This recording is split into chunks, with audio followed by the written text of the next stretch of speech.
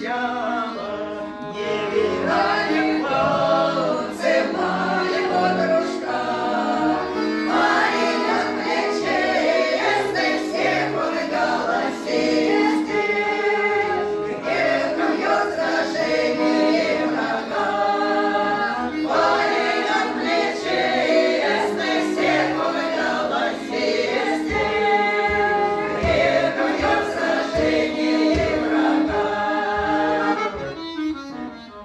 Отвечали хлопцы, все мы здесь плечисты, все мы голосисты, гневом бьет врага.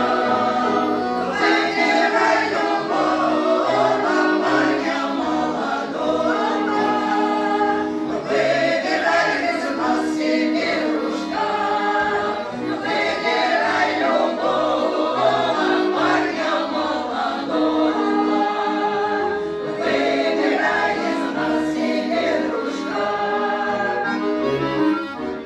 Девушка смутилась, что же им ответить? Посмотрела